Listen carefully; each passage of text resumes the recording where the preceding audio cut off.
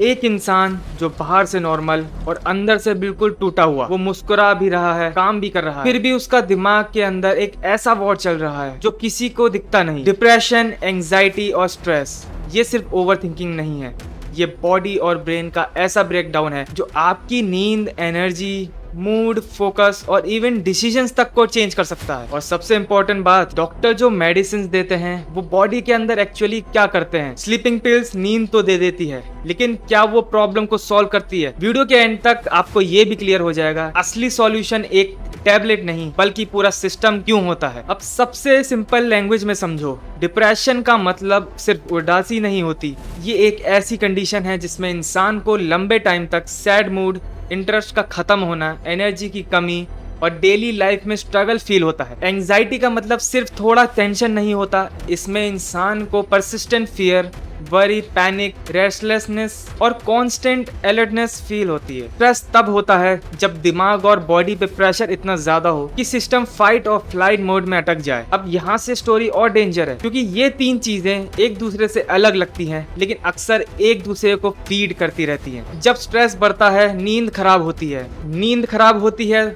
Mood और fragile होता है, मूड फ्रेजाइल होता है तो एंजाइटी बढ़ती है, एंजाइटी बढ़ती है, बॉडी और ज्यादा टेंशन में चली जाती है और फिर वो इंसान खुद को ब्लेम करने लगता है। बाहर से लोग बोलते हैं रिलैक्स करो, सोचना कम करो, स्ट्रांग बनो, लेकिन अंदर से रियलिटी इतना सिंपल नहीं होता। क्रॉनिक स्ट्रेस बॉडी पर सच में इफेक्ट डालता है। लंबा स्ट्रेस कार्डियोवैस्कुलर सिस्टम, मूड और ब्रेन फंक्शनिंग तक को इफेक्ट कर सकता है। ब्रेन का मूड रेगुलेशन सिस्टम प्रेशर में आता है, हर चीज हैवी लगने लगती है, जो चीजें पहले स्मॉल थी वो इम्पॉसिबल लगने लगती हैं। अब यहाँ पे एक बड़ा ट्विस्ट आता है। लोग अक्सर डिप्रेशन को सिर्फ केमिकल इम्बैलेंस बोल देते हैं, लेकिन रियलिटी इससे काफी ज्यादा कॉम्प्लेक्स है। ये सिर्फ सेरोटोनिन का इशू नहीं होता, ये सिर्फ डोपामिन का इशू नहीं होता या वीक माइंडसेट भी नहीं होता। ये होता है brain circuits, life events, genetics, stress, sleep, trauma और कॉपिंग सिस्टम का कंबाइंड ब्रेकडाउन।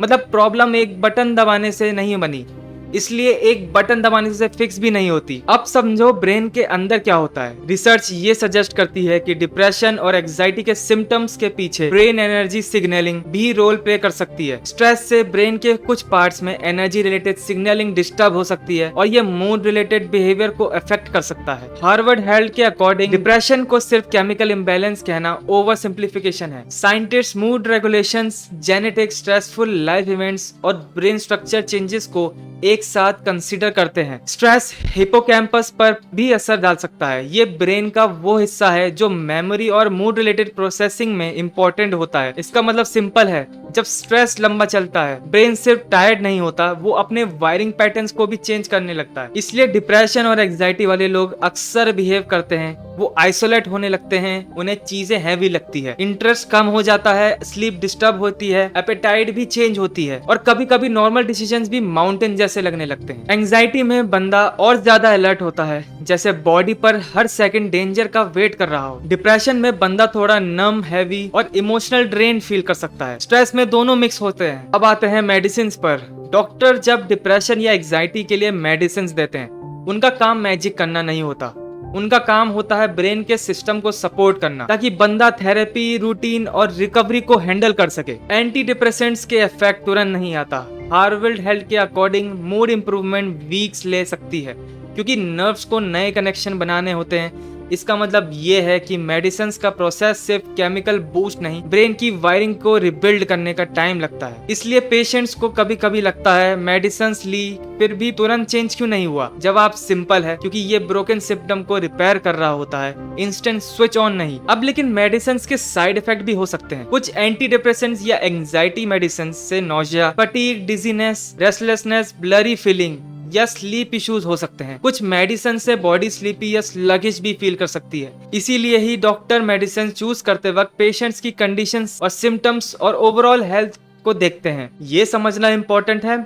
मेडिसिन हेल्प करती है, लेकिन मेडिसिन अकेली पूरी स्टोरी नहीं है। अब आते हैं स्लीपिंग पिल्स पर। ये पार्ट बहुत इंपॉर्टेंट है। स्लीपिंग पिल्स का काम नींद लाना होता है, लेकिन ये इंसोम्निया का परमानेंट क्योर नहीं होता। क्लीवलैंड क्लिनिक्स के according prescriptions sleeping pills short term relief के लिए दी जाती हैं। लॉन्ग टर्म यूज के लिए नॉर्मली रिकमेंडेड नहीं की जाती क्योंकि डिपेंडेंस और एडिक्शन का रिस्क हो सकता है। और सबसे practical problem, approximately 8 out of 10 लोग next day hangover effect feel करते हैं, ड्राउजीनेस, मडल थिंकिंग या डिजीनेस। मतलब रात को स्लीप मिल गई पर सुबह दिमाग फुली फ्रेश नहीं होता। इसलिए स्लीप पिल्स को सॉल्यूशन समझना गलत है। वो सिर्फ एक टेम्परेरी ब्रिज होती है, डेस्टिनेशन नहीं। अब असली सॉल्यूशन क्या है? क्योंकि अगर सिर्फ पिल्स सॉल्यूशन होती तो फिर therapy, routine, sleep hygiene, exercise और सपोर्ट सिस्टम की इतनी इंपॉर्टेंस नहीं होती। सीडीसी के अकॉर्डिंग साइकोथेरेपी या काउंसलिंग लोगों को कॉपिंग स्किल्स सिखाती है, थॉट्स को समझने में हेल्प करती है और बिहेवियर पैटर्न्स को चेंज करने में सपोर्ट देती है। एक्सरसाइज भी पावरफुल टूल है। मेयो क्लिनिक के मुताबिक एक्सरसाइज मूड इंप्रूव कर सकती है,